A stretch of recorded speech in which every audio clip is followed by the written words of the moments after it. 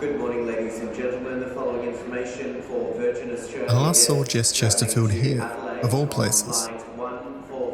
Jess had just won a New Voice in Educational Leadership award from the Australian Council of Educational Leaders, and as we both awaited delayed flights back home to our families, we told each other our stories that had led us to be here. When we parted ways, Jess told me that she was unsure of what her next steps might be. As it turns out, just a few years later, Jess finds herself in a new setting, on a new adventure, as the principal of Uranley Primary School. My name is Michael Murphy, and this is episode 3 of Vacilando, a Purpose Topography Project podcast. It's been a long time since we've seen each other. I think we last saw each other in what you called the Bougie Lounge. I don't know if you remember that. It was an incredibly bougie lounge. Not all of us are used to business class. Well, look, I was riding on my dad's coattails, I think, at that time. But we'd met each other once or twice, and it was to me, this beautiful time when we were just sharing about our lives as educators, our lives as people. An hour felt like a minute, or whatever the way of describing that is. Evidently, since I nearly missed my flight. I wasn't going to bring that up. Because it was so good. I wasn't going to bring that up. So it's been a few summers, but I'm really interested in your last summer because you've just had a summer leading into a new job, and your new job is an incredible new job. So tell me about Uranley and tell me about your summer. Well, my summer was planned before I found out I had the job, and actually before I even had applied for the job. So it was a very interesting experience for me having to kind of separate from work for the holidays, because we went with the lifelong dream and we took my 2 daughters to Disney World, and we flew on Boxing Day. And I'd made the decision as a teacher to book that holiday, knowing I could take a 3-week block, which very rarely ever happened for me, and that I would disconnect and be very present with my family. And that was still the priority, and I still had to do it. But this time it was when I would ideally have been getting ready to be a principal. I reckon that could possibly be the perfect accidental summer that you've had just before taking that role. I think so. And I had to remind myself that it was a good thing that I couldn't access work emails outside of the country. It might not have felt like it at the time, but I think it forced the balance that I probably wouldn't have had otherwise. So what was the best thing about Disney World? Oh, it has to be the thing everybody says, the fireworks. Yeah. For sure. Definitely for my eldest. For my youngest, what I actually loved is she is incredibly cynical, which I didn't know before this. So we met the Little Mermaid and her tail wasn't realistic enough. So she was telling me they're not real and she was not buying the magic. And my favorite part was about halfway through the trip, she met Rapunzel, and Rapunzel is her favorite and was incredible. And I could see she believed it absolutely, because she blushed from her head to her toes. To tell Rapunzel that she had seen her tower, and I've never seen her shy or embarrassed her whole life. And I just knew in that moment she entirely believed in the magic. So that was probably my favorite with her. And then for my big girl, her face with the fireworks was amazing. Oh, that's so special. For me, it's the entire atmosphere. It's walking in and it feels like magic, because you have the music and you have the characters and the sounds. And I think particularly being from an arts background, like the theatre of it all, I can really sort of appreciate the sets and things like that. So I loved that. And then I loved seeing it all through the lens of my daughters. If you, let's say in 10 years' time, I don't want to forecast too far, but you're a principal at a different school and you're about to get started.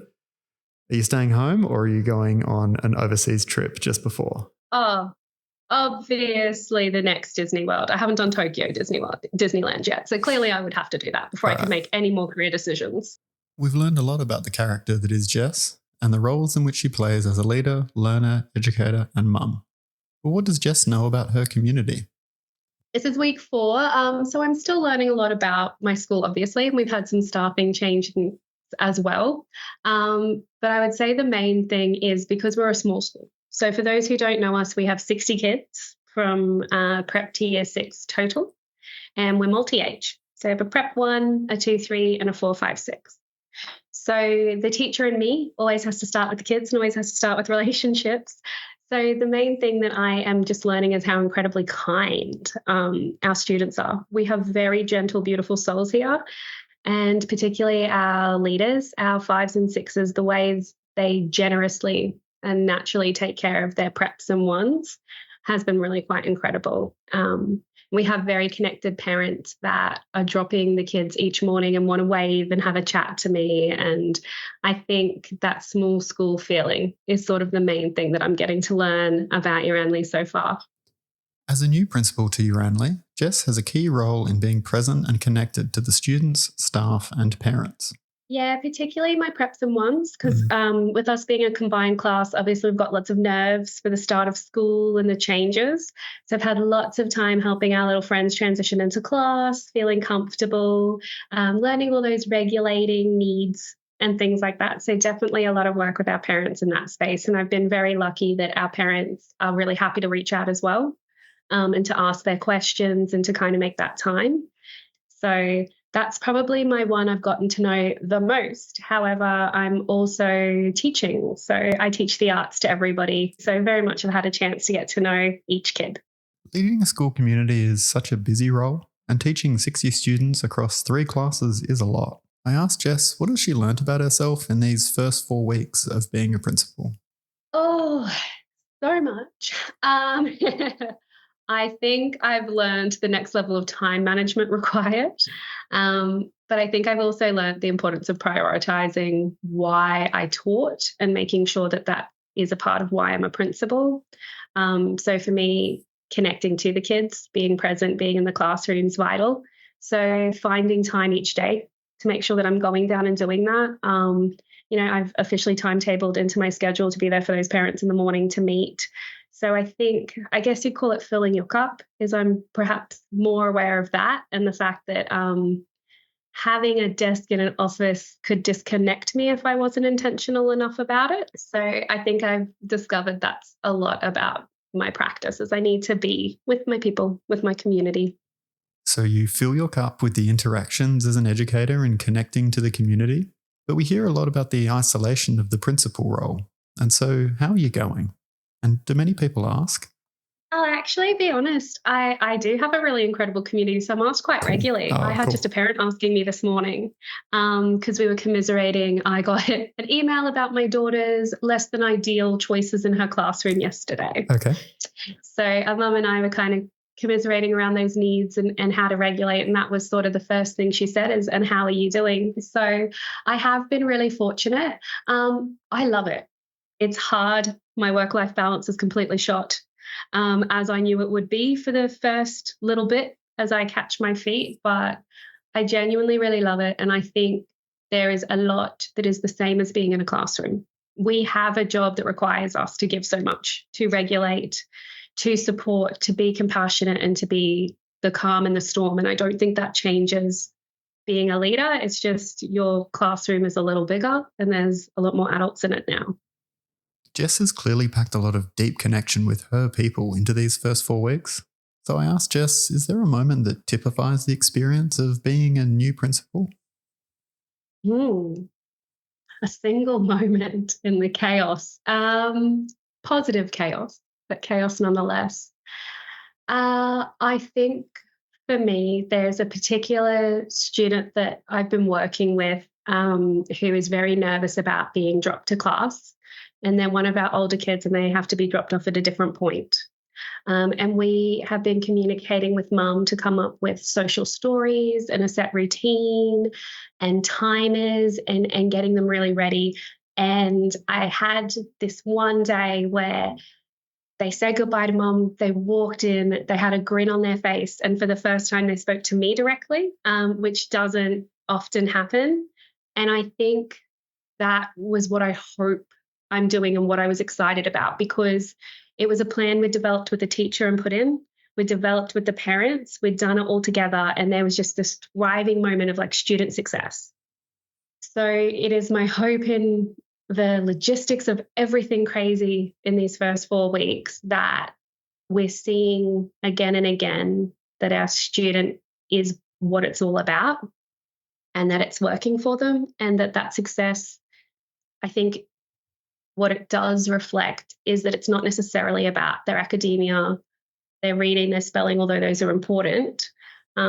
It's about them as a person and how they feel being in school. So I think my focus, and I hope the area I'm doing well at over the last 4 weeks, is making sure that we feel great about school, that we feel like we belong to school, and that we feel like we can succeed in there. What is most inspiring about this story is the success at so many levels that Jess is operating within. There's the success of building connection with parents, the success of building connection and strategy with staff, the success in working with that student, and all of this is affirming and validating the role that Jess is taking as the principal of the school. I think so. And I think particularly my context where I'm coming into something that was already amazing. It's already an incredible culture. It's already a really strong connected community. And there's no way I can know everything in the way it was done before.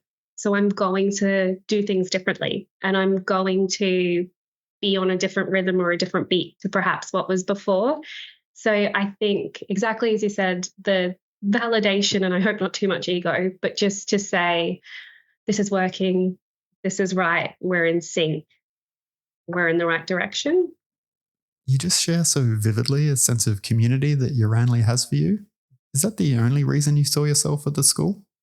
Definitely not the only reason, but I think it was a really crucial one for myself and the board in the interview process.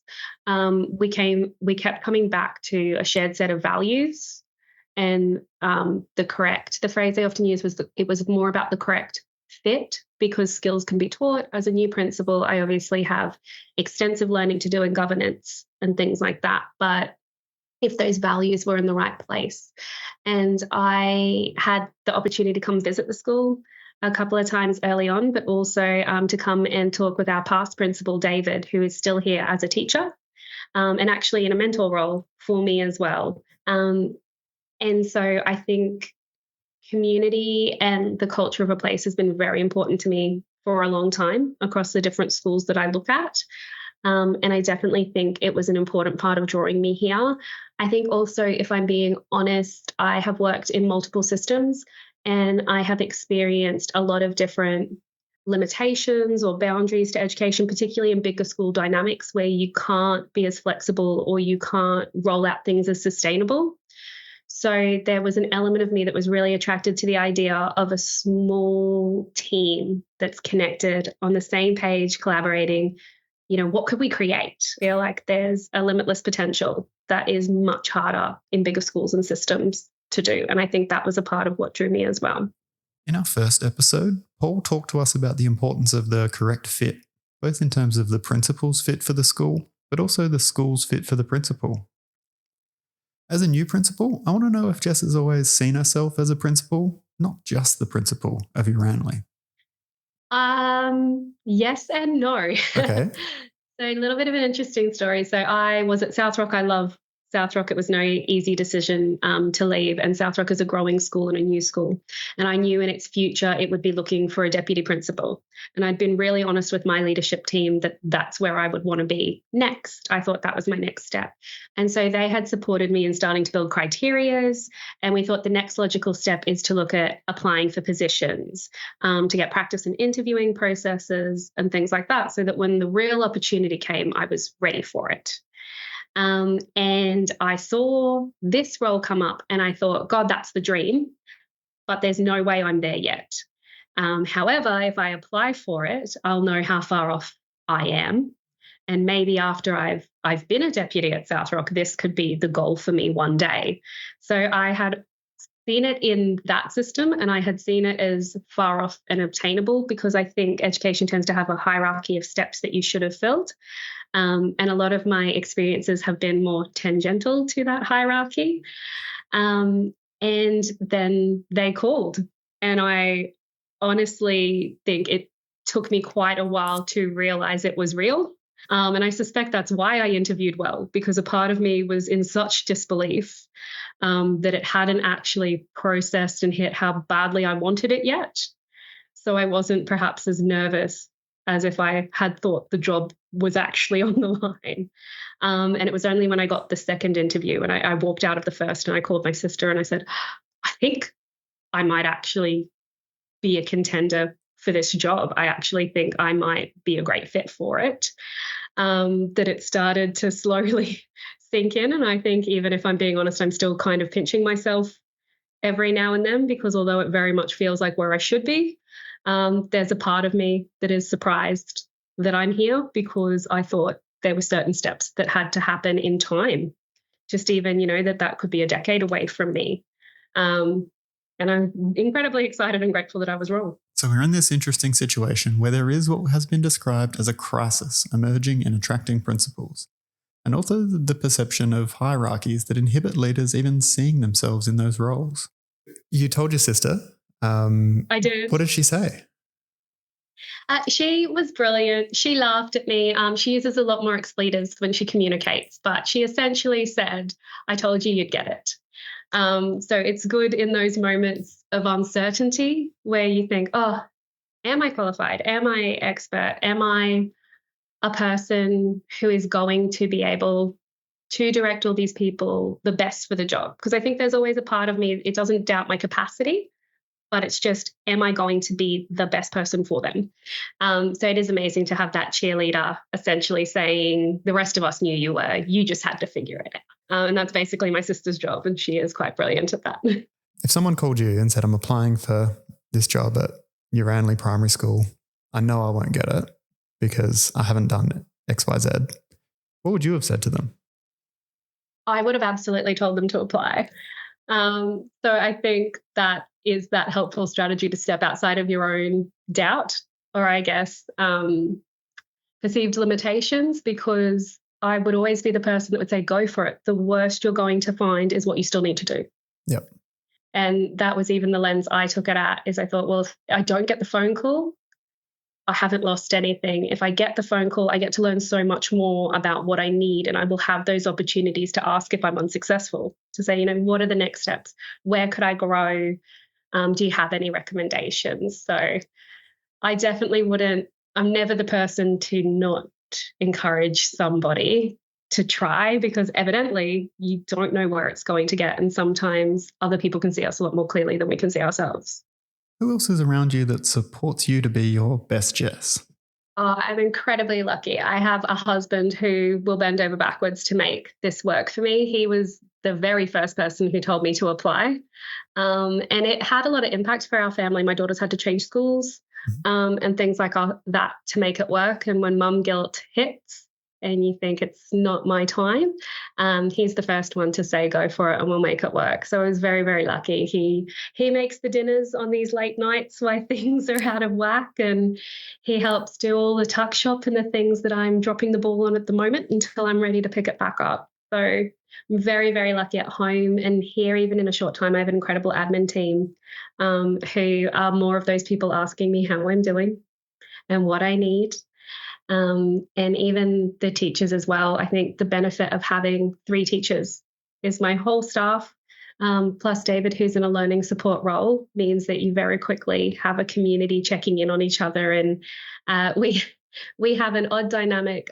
Some places need to promote people working with more focus. Our focus is actually to stop us working too hard. We are often the ones encouraging each other. It's time to go home. It's time to have a break. It's time to log off. And I'm really enjoying that we've already kind of got that community and culture coming through. And I think that is very important as a person whose balance is out at the moment, to just have even your staff saying, no, go take a break.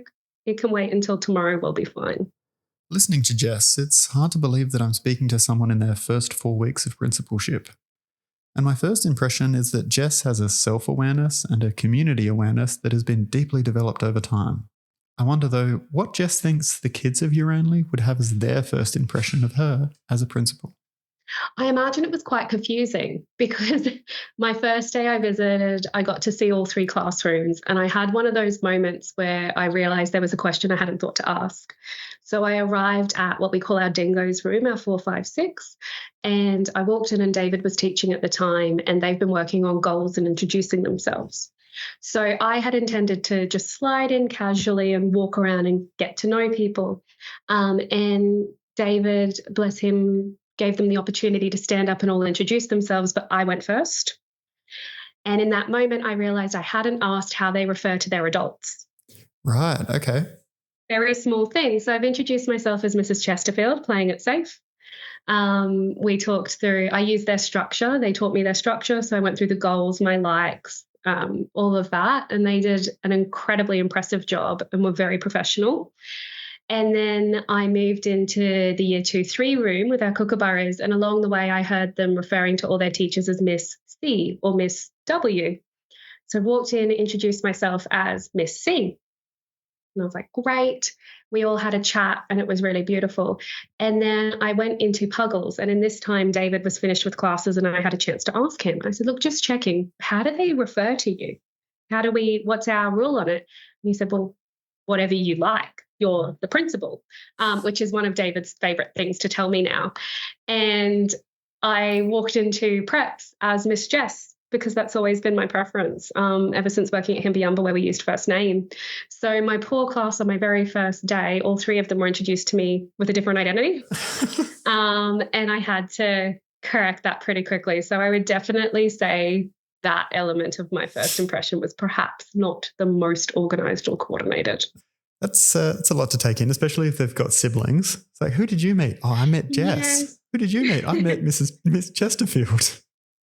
Fortunately, we'd emailed out to the parents beforehand about who I was, so hopefully they could join those dots. But yeah, it wasn't my most shining moment of first impressions, I don't think. I've never told the kids at any school I've worked at to call me Mr. Murphy. Like, never, ever. Ooh. I've only ever introduced myself as Michael Murphy or Michael. I never get called Michael. You're either Mr. Murphy, occasionally Mr. M, occasionally Mr. Murph, one who calls me still Mr. Michael Murphy. And I first taught her like 15 years ago. It's probably not something that would have given a lot of people pause, but because I've had different schools that had very strong views or reasons behind the names we use, yeah, it was just that moment I was standing there and I thought, oh, I didn't ask that question. So a little bit confused as a first impression, but we got through that. Yeah, I think so. Any kind of second impressions? What kind of person do you think they're seeing? I think, to be honest, they probably see more of an art teacher than a principal. Something that Paul spoke about that so richly connected him with one of his principalships was the way he took the time to get to the level of someone and check in with them where they were at. And Jess is absolutely living out this as she starts her role. I am the person who wants to walk in and sit down on the rug with them and sing the songs and to draw at the desk and have the chat. I'm not really the authoritarian viewpoint and haven't sort of needed to have that approach with our lovely, gentle community. So I think for a lot of them, it's no strange thing for me to be walking into the classroom or for me to be joining in or dancing like a giant bubble with them, which was today with our bubble machines. Wait. Bubble machines? Dance. So as teaching arts, we're doing personal space bubbles. So we have learned to dance a 4-beat count dance in which we are a giant bubble. We cannot pop other people's bubbles, and we dance to the bananas and pajamas, and we blow bubbles to watch how bubbles move, and then we get to dance in bubbles.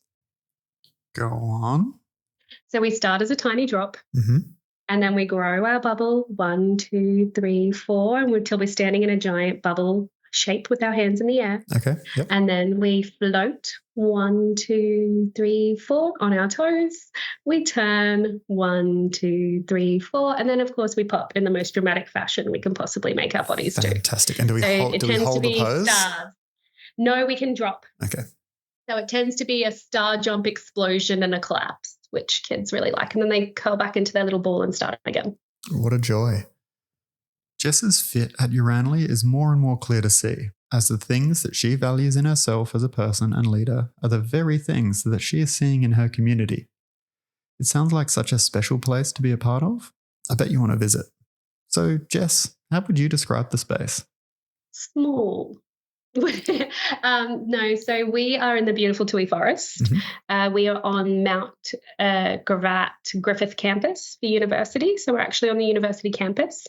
There are many large university buildings around us, and we have a small space allocated to us specifically, which has 3 buildings in it. One is our original schoolhouse, because Uranley was actually a school out in Uranley, hence the name. And it was closed. Its community reopened it. It was moved. It became a museum, and then a state school. It was closed again, and its community opened it again. So we very much kept that building and that history all the way through. So that's our 456 building. And that one's, I believe, around 150 years old. And then we have our two small buildings in an L shape for those who are visual picturers, which are our 2-3 and our Prep 1 with connecting slide doors. We have a small oval with a beautiful swing and slide area. And behind our dingoes is our playground, which is our 30-year-old playground, I think. So she is well loved, but a classic. And that is the entirety of us. There's not a lot physically, but it is a beautiful space where we regularly see koalas. We have a lizard who visits every day named Sugar, and he will eat the kids' food if they're not watching it. Okay. What and kind we of have cookies lizard? at Kookaburra. I'm going to say bearded dragon, but I don't know. I would need to look, but he's got that look to him. He's got the little frill, and he's very long and quite large. And we have our kookaburra and our turkey as well, who keeps setting off my motion detectors at 5:30 in the morning. So is this something you've learned, that bush turkeys can be, is it a bush turkey or brush turkey? It is a bush turkey, and a possum set it off the other day as well. And because it sends photos, it was a beautiful photo of a possum face. See, this is what happens. Just when we think we're getting to know the role of a principal, the goalposts shift, and all of a sudden you're taking photos of wildlife at all hours of the night as a custodian of the school. So we have lots of wildlife around here that seem to particularly like our motion sense cameras. That almost sounds like you're being pranked by someone. If it continues, I might have to consider that. There's someone out there. Or it's your school board, who I get to meet soon, that are really testing you out. Hey, what do you think their first impression of you is?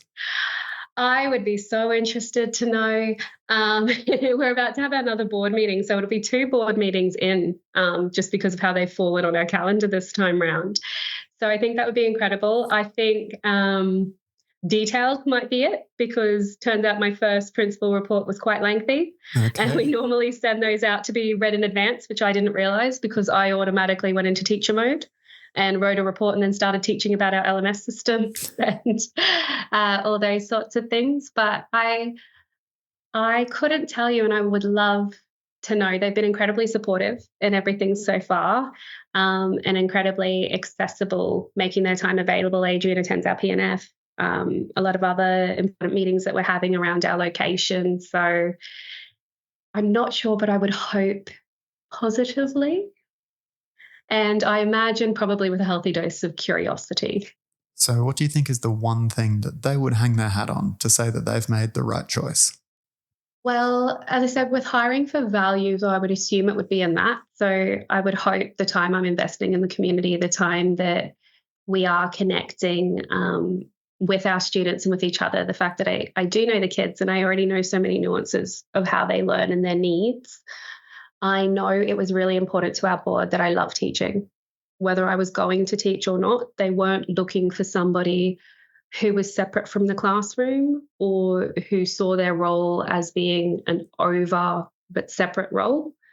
So I would hope via bubble dancing and all those great things that would probably be the positive that they would reflect on, as they well and truly hired somebody who wants to be in that classroom.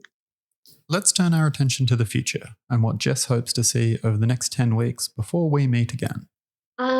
We have a lot of new whole school learnings we're putting in for my staff. So I think hoping to be confident in those spaces and that we can start kind of collaborating together. So we've got we've been doing PLD, but we've really dived in for our literacy program. We're starting to look at some more inquiry-based models of learning and things like that. We've also moved to a new LMS system, which is Toddle, which is amazing. It's integrated AI into your curriculum planning and everything like that. So I think I'm looking forward to, for the next 10 weeks, everybody feeling like they're on steady ground. We've sort of started with what are all our new priorities and changes. And 2 out of those 3 brilliant teachers are brand new teachers. Starting for the first time. They have a wealth of education experience, but not in teaching yet.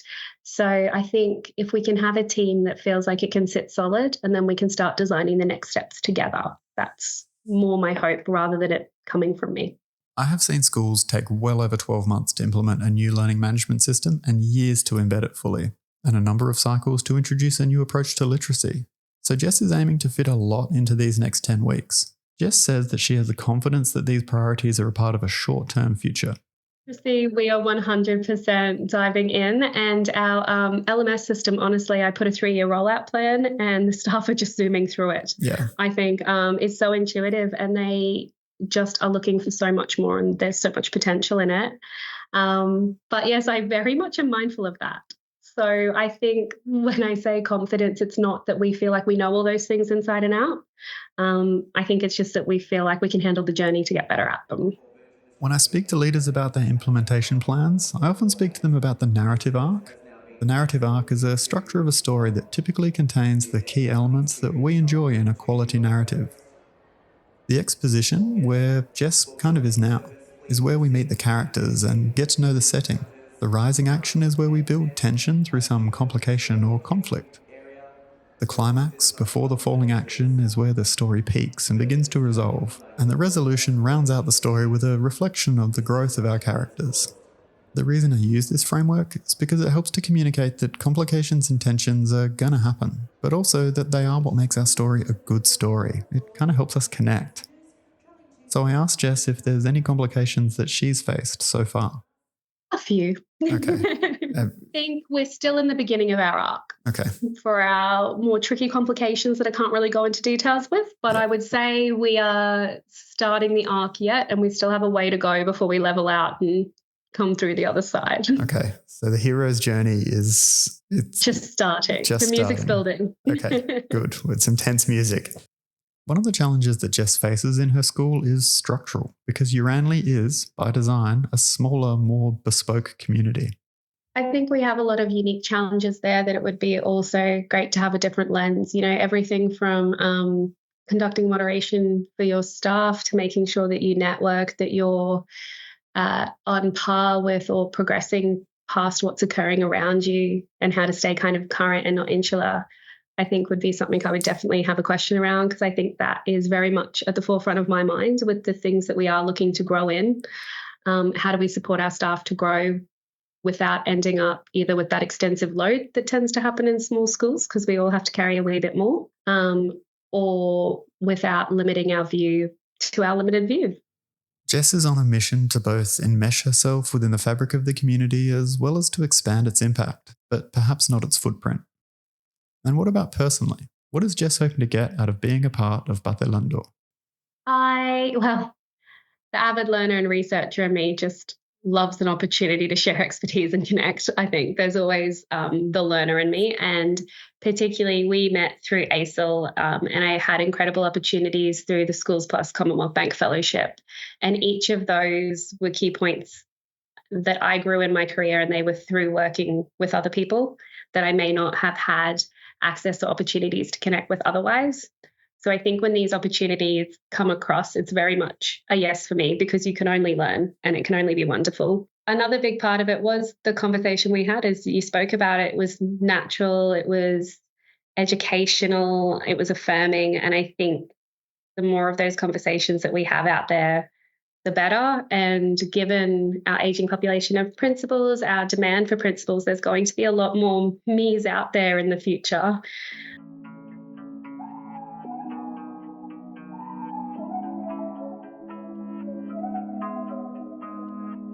Outside of a confused greeting, you've made an incredible start at Uranley. So congratulations on that. And I really look forward to our next conversation. It'll come up before you know it. Thank you so much. Thank you for being a part of our first conversation with an exceptional new principal, Jess Chesterfield. My name is Michael Murphy, and this has been episode 3 of Vacilando, a Purpose Topography Project podcast.